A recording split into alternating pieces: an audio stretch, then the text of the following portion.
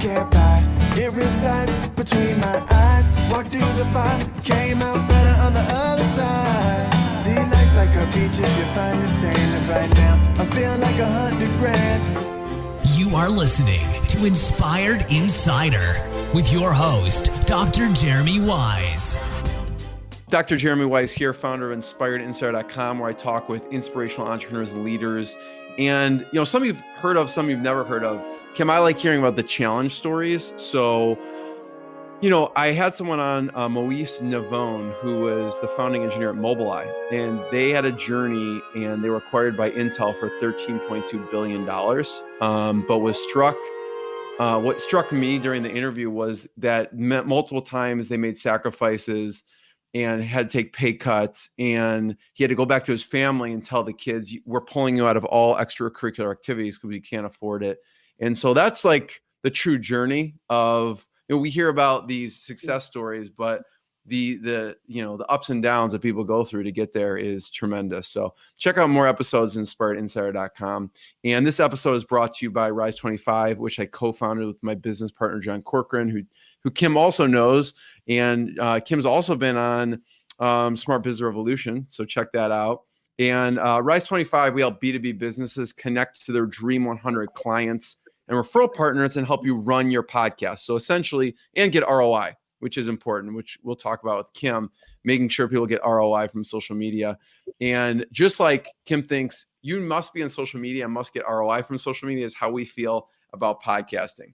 Okay. It's been the best thing I've done for my business and my life, because I've met business partner, gone to people's weddings. I've gone on family vacations with people. And so check out rise25.com. And you can email us at support@rise25media.com if you have questions about podcasting, and clients that we have worked with, Harvard Alumni Group, Berkshire Hathaway Company, SaaS companies, and many more. So check it out. I am excited to introduce today's guest, who I've known for a long time, Kim Walsh Phillips, who has put more than $1 billion in her clients' pockets through direct response social media marketing. And Kim is a multi-seven-figure business entrepreneur. Most importantly, she's a lover of all things Disney. And, she's the best-selling author of No BS Guide to Direct Response Social Media Marketing with Dan Kennedy. You can check it out at nobsbookbonus.com, nobsbookbonus.com, and her company, powerfulprofessionals.com. And, she's spoken all over the world: Moscow, Dubai, Traffic and Conversion, GKIC Super Conferences, Kevin O'Leary, Shark Tank, Meetup. I'm sure I'm missing a few, Kim, but thanks for joining me. Oh, it's my absolute privilege. I love talking to you. And the fact that we can do it and share it with others today is my favorite.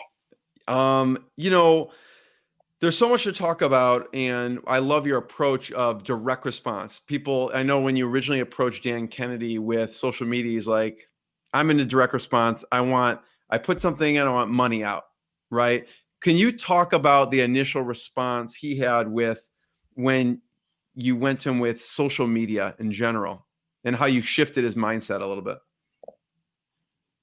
When I first read his book, it was really interesting because it was my first introduction to direct response at all. I was from a PR and publicity background. And so I was struck by the fact that marketing should have some direct result from it instead of just awareness. And I loved that concept.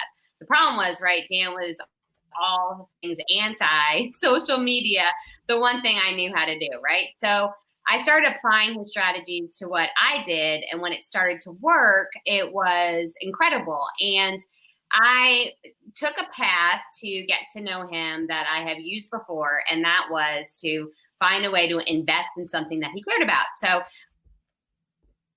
I became a member of one of his coaching programs, and his coaching program had a contest that you could apply for that could show your results in their program. Well, I used it as an opportunity to just detail what I had learned from him and how I applied the strategy to what I did and the result that happened because of it. So it really became a huge ego play for him in a way. I'm not saying he had that, but the first way you approach anybody in marketing, and let's just put this out there right now, is like one of the first lessons everyone should follow if they're not currently doing it. When you want to work with someone, you first have to give them a reason to pay attention to you. And if that reason is all about you, they're not going to pay attention. But if you make it all about them, they're much more likely to pay attention to you. So my entire application was about the ways that his strategies had worked effectively in the channel I was in, which just happened to be social media. I got named as one of the finalists for that contest. I had an opportunity to present live, and I wasn't the winner, but I was told I was between me and the person who actually won, but he invited me to come to the winner's weekend where I had another opportunity to present to him.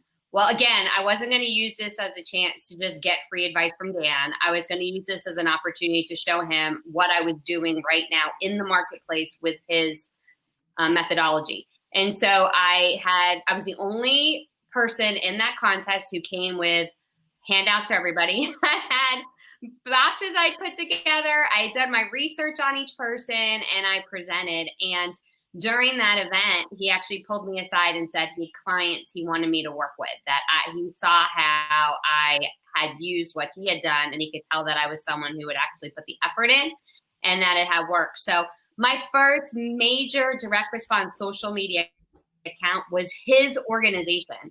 I did the lead generation for GKIC, a company he had founded, with a marketing budget of $10,000 a day that I was able to use to test on Facebook as one of my first major clients. And if you could imagine getting to do that for a direct response guru, I learned so much early on of how to take these strategies and apply them effectively. And that got, many of his private clients to come in, many other major brands, and eventually did help me build my company to a point that I could sell it. But that all happened because I found a path that was going to be effective to reach it. Kim, when I learn and study and get to know people, it's funny. If anyone looks at what you're doing or have done, take your 10,000 fans, in 72 hours, yeah. I've never seen stuff, people make claims. Your stuff works. It works over and over again. And I'm just shocked. Like, even though, when you talk about these strategies, they just work, and it's, you don't need to be some, physicist to actually implement them. And that's what I love about them. What's some stuff working today, with the No BS guide to social media and some of the stuff in that people can get in that book? You mentioned how to get 10,000 fans, and there's some major strategy behind that I'd love to talk about for a second. Yeah, okay go ahead. Yeah, rock it out. All right, awesome. So, and it still works, by the way. If you don't have followers on your page, you can get a free workshop at 3daysto10k.com. It's actually cheaper now than ever. You can get fans in for half a cent a piece right now because advertising is less expensive now than it ever has been before. But there's a whole strategy behind that. So there is, I will tell you, like, my favorite thing in the world to talk about is not Facebook fans. Yet I talk about it all the time. Why? Well, there's two reasons. One is my audience needs many things, but the thing that they're looking for right now is leads. They want leads and they want audience. That's what they're looking for. So that's how I reach them and that's what I give them. It's not a surprise that my two major evergreen funnels start with how to get Facebook followers and how to grow an email list. Those are my two major evergreen webinars that I run because that's what my audience wants. And so once they come in via that concept, right, then I can help them with all sorts of things, but I can't help them with anything else if I can't get them to pay attention in the first place. So all of you who are putting messages out there, pick one thing. Clear over clever, one thing that your audience wants right now. And that's what you focus on. Not about you, not about all the things you can do for them, but what's one thing they want right now.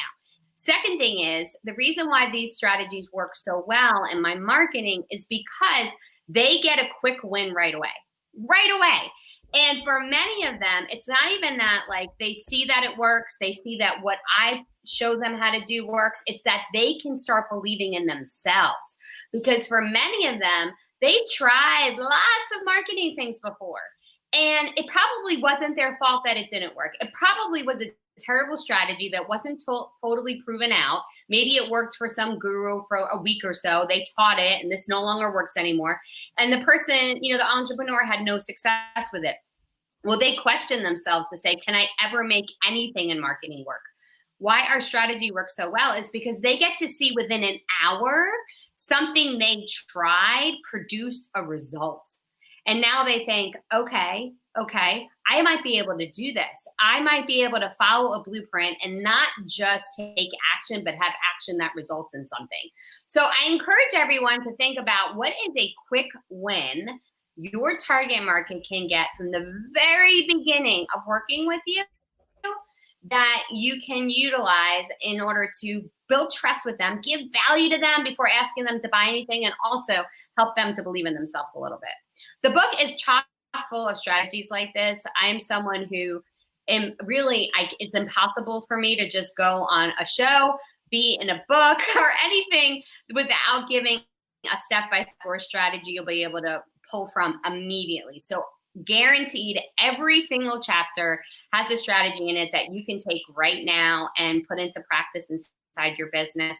But one of my favorite ones are about Lou and Tammy Santini. So they are travel agents. And as you can imagine, that's a challenging industry to be in right now. But it always has been, right? Because for a long time, people didn't believe that they needed a travel agent in order to book travel.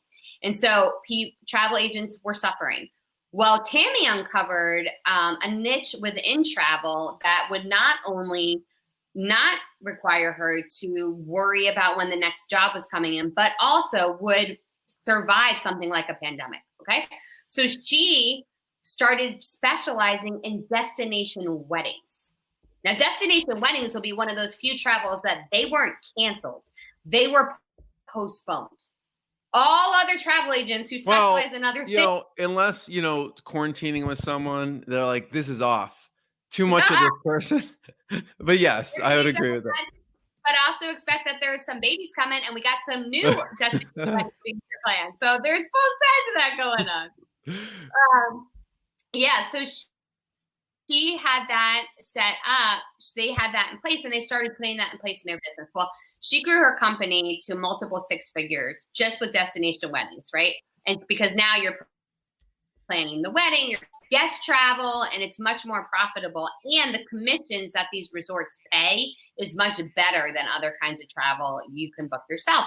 So she started coaching others on how they could start that. And so all she did was a weekly Facebook Live that she could start sharing tips and strategies to other travel agents on how they can start to pivot to destination weddings.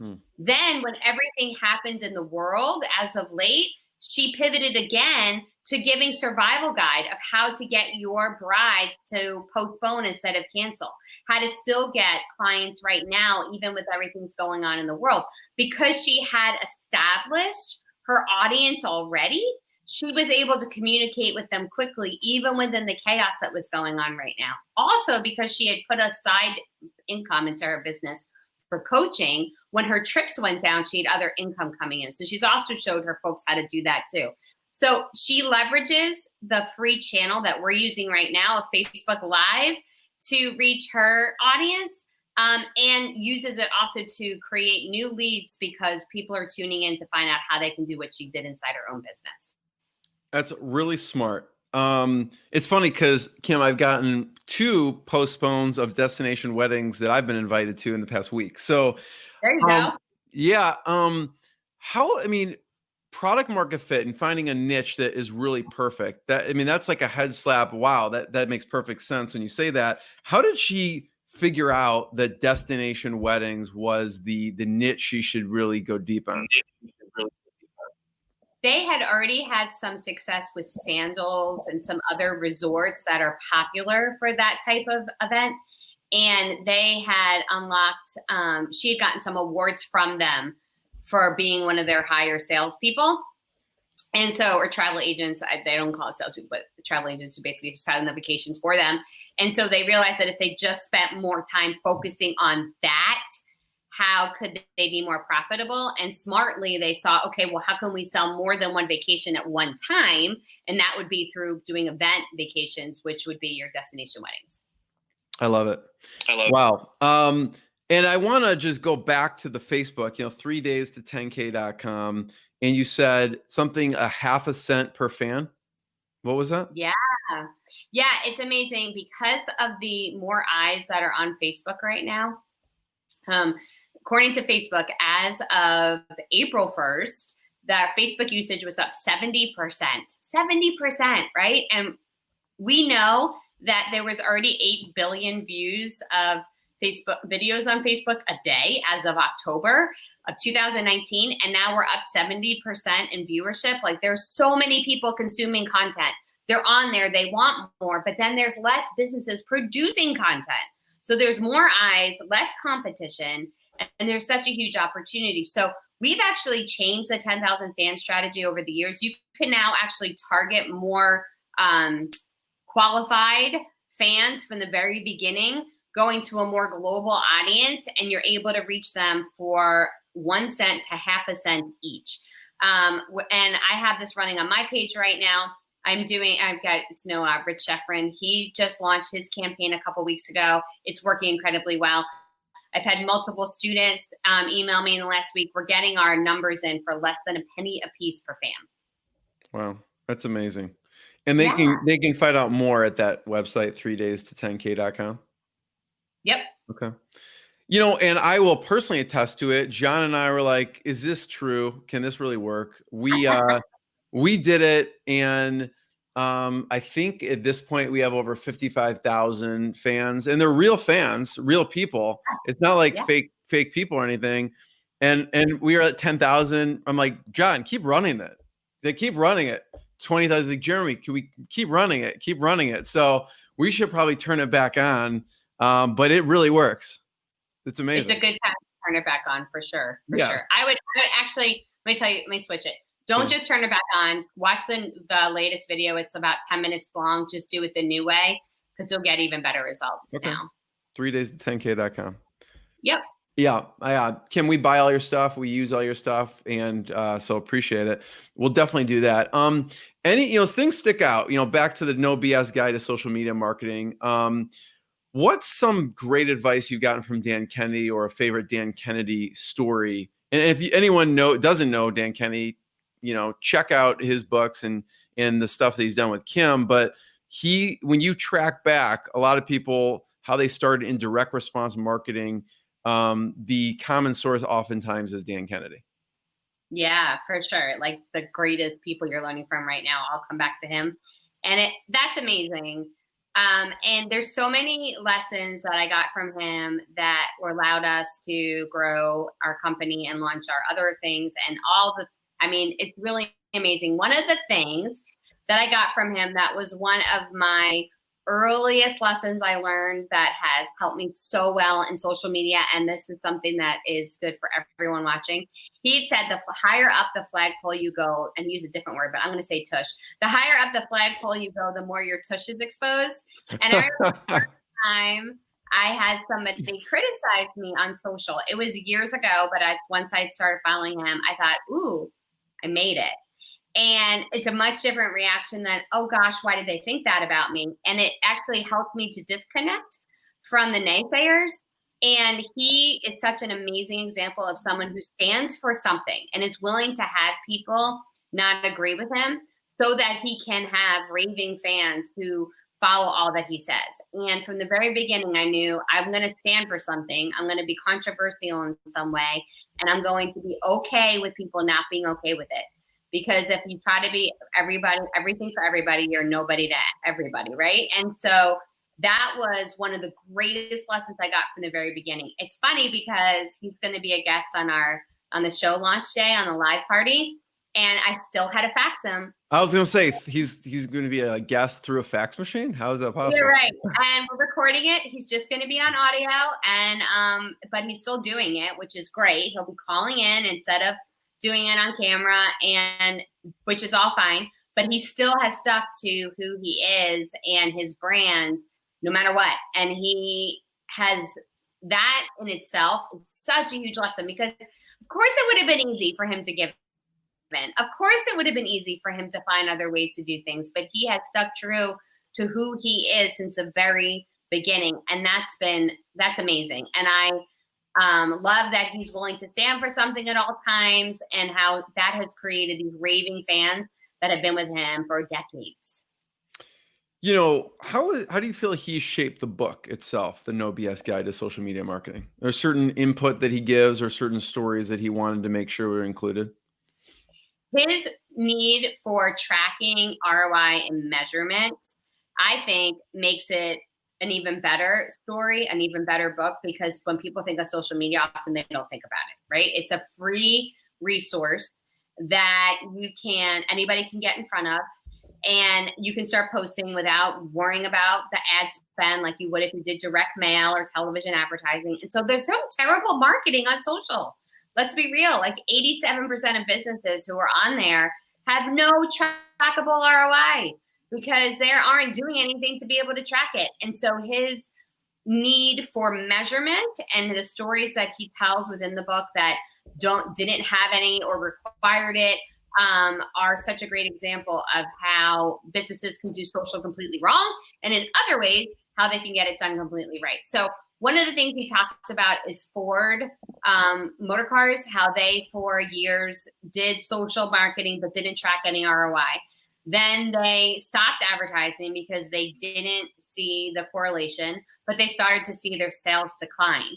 So when they came back to social, they started actually putting tracking in place, which let them decide ad spend based on data analysis versus just guessing.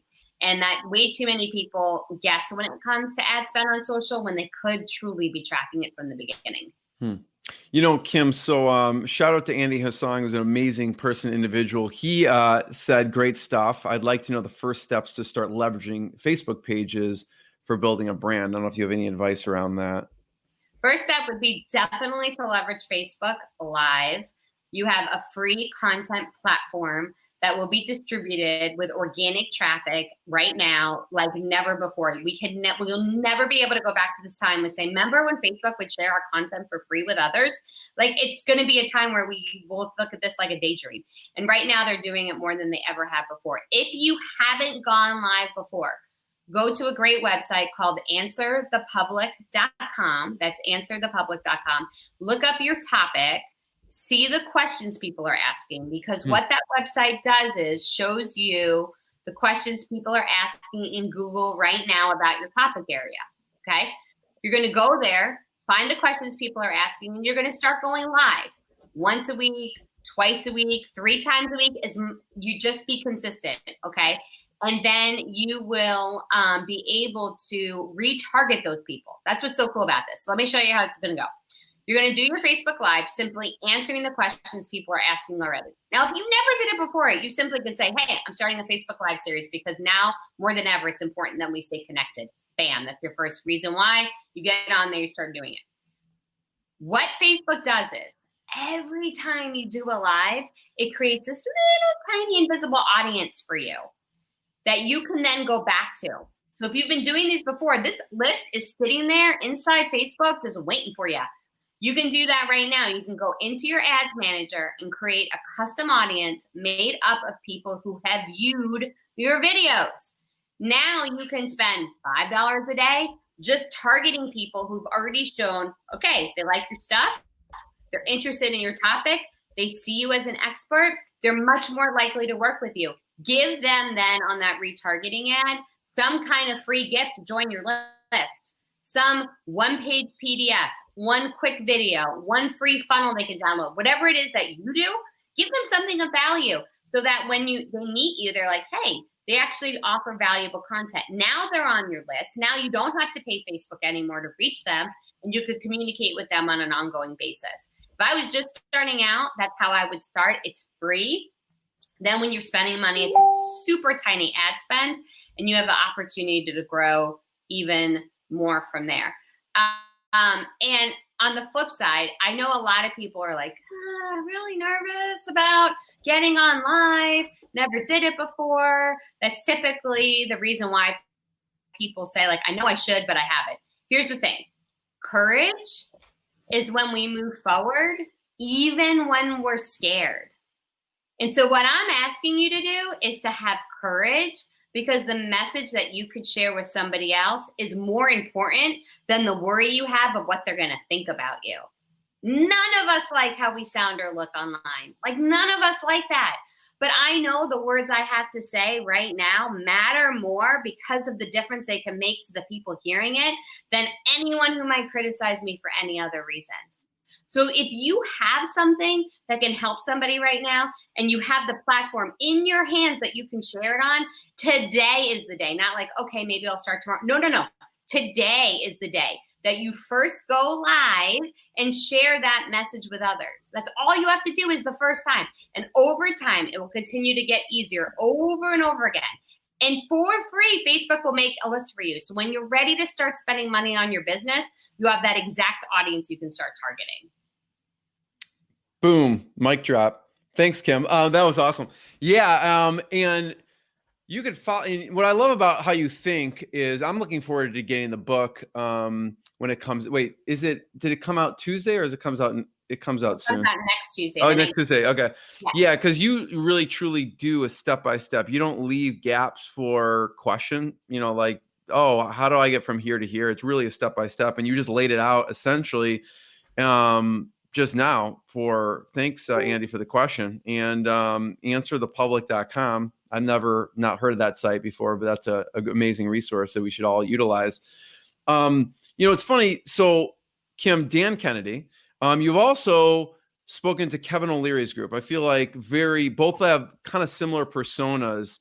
I wonder some of the things you were able to do with his group and some of his advice and if you have not watched the hit TV show Shark Tank, that's where Kevin O'Leary is one of the sharks. Yes, Mr. Wonderful.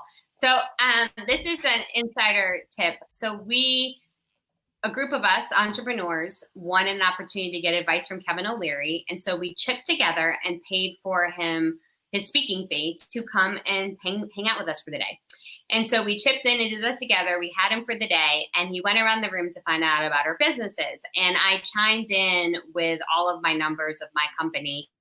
And he said, what is that you do? And I said, social media. He said, wait, what? You're a social media person who knows her numbers? I said, yep. And we connected there. I ended up getting not only him as a client, but became a coach to all of his entrepreneurial investments, which was amazing.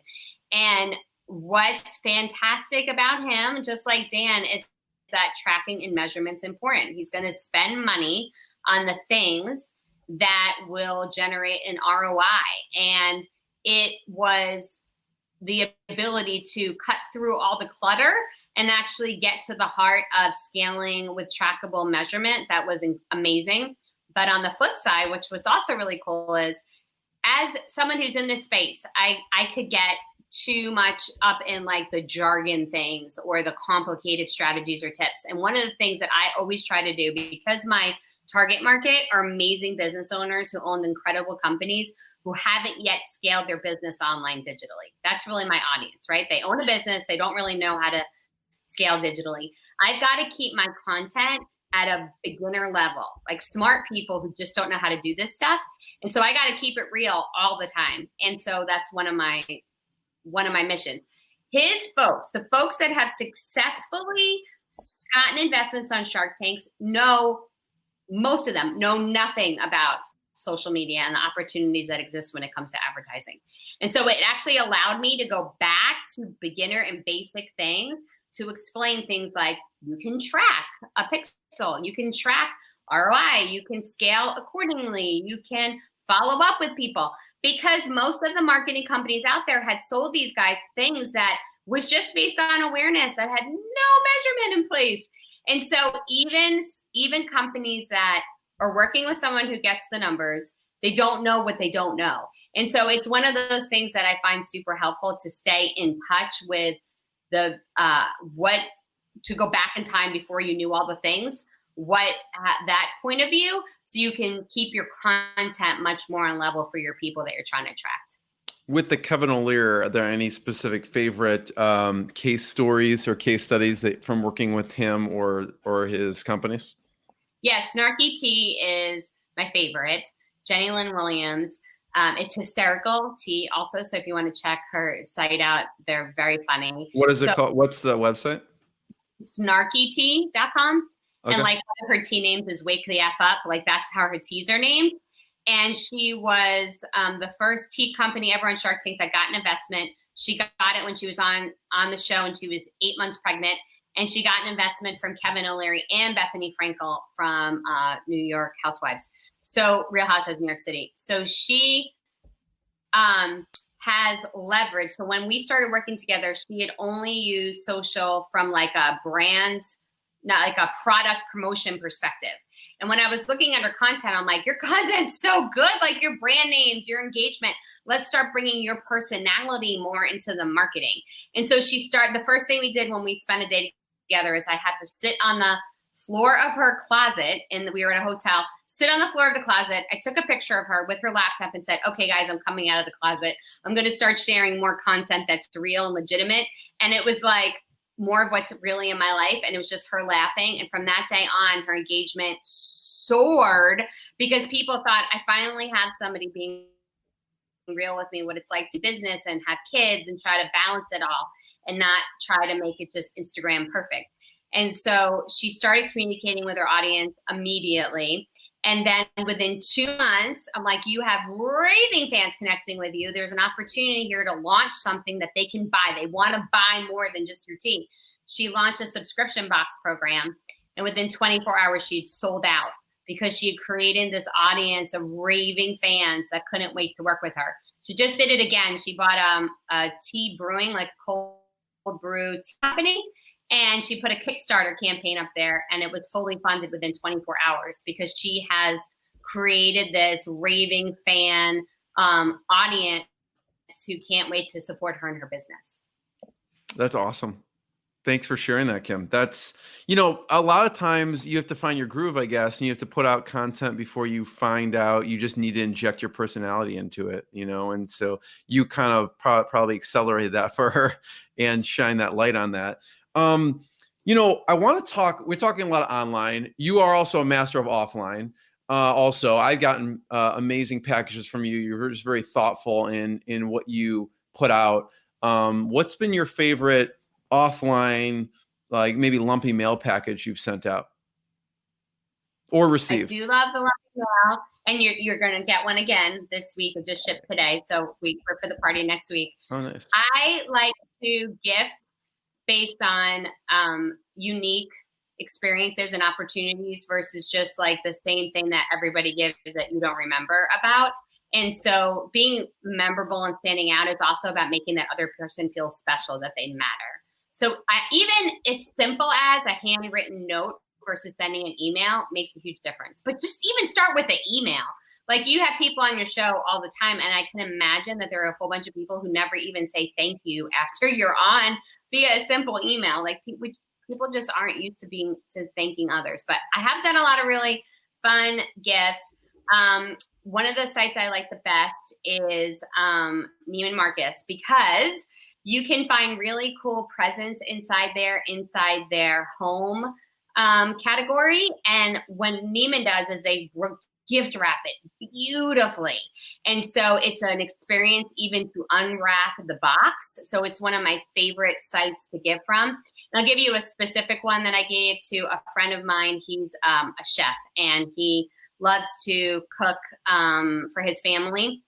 These big pasta nights, and I've learned that for him over time. So he gave me this incredible referral that turned into a really big speaking opportunity for me. And I sent him, they have this pasta package on there that's Dolce & Gabbana pasta package. It was like $100, but that's not crazy for a thank you gift, right?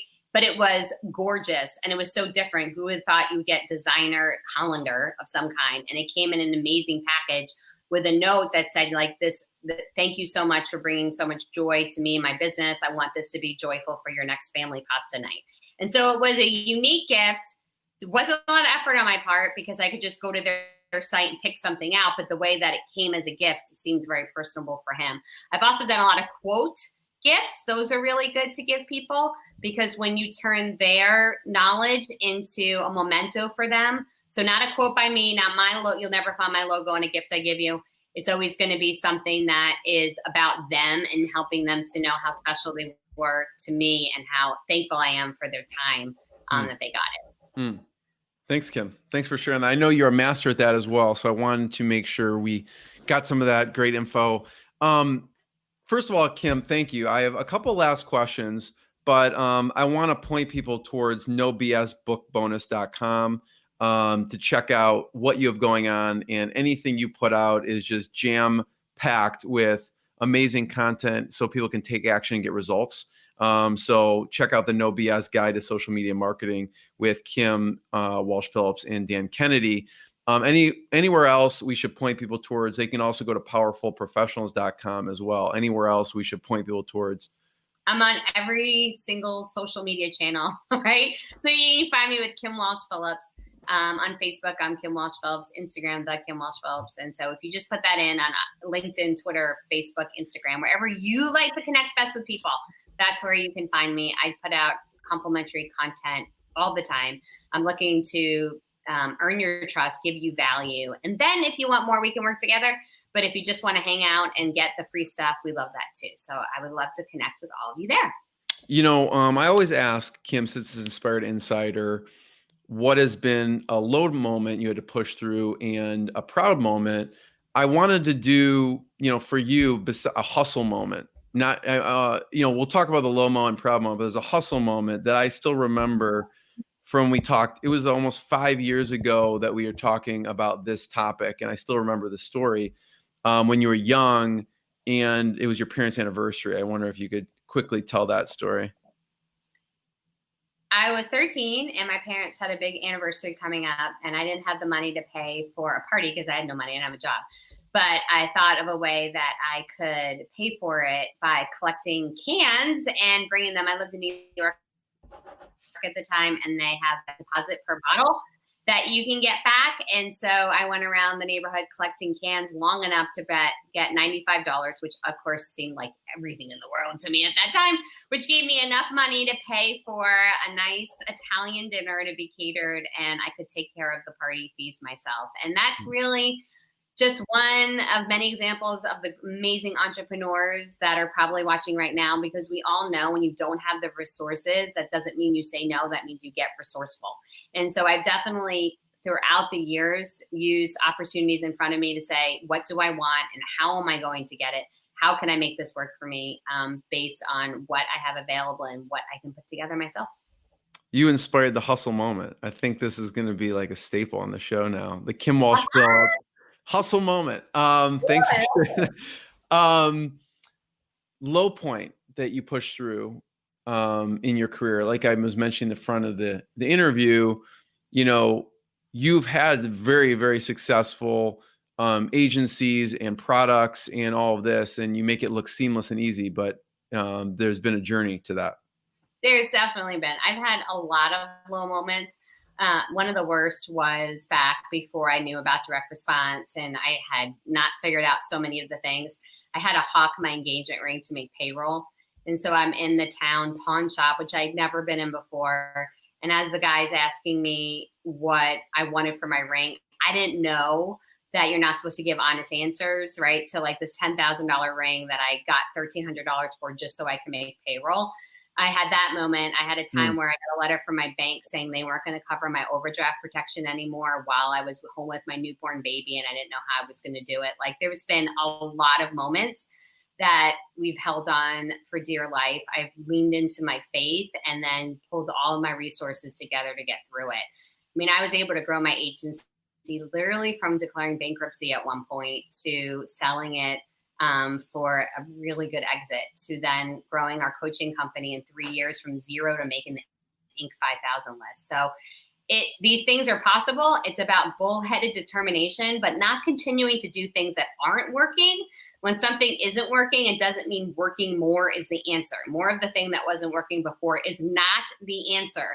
Instead, finding the strategies that have worked from others, the people that you're willing to trade places with because they've had the success that you want, and copy what they do.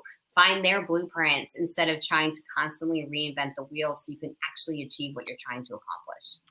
Kim, what causes you to not give up? in those moments? You know, like you could have given up at any of those points. And like, yeah, throw your hands in the air.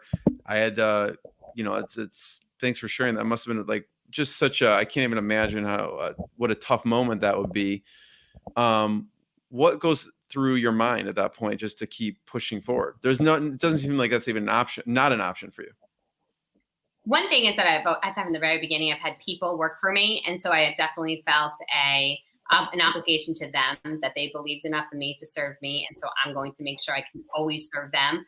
I've definitely gone without payroll myself for months and months and months, and have got deep into debt while I was still paying them, never letting them know. And that's just more my personality, I think, than anything. I feel a deep connection, obligation to my fellow human man.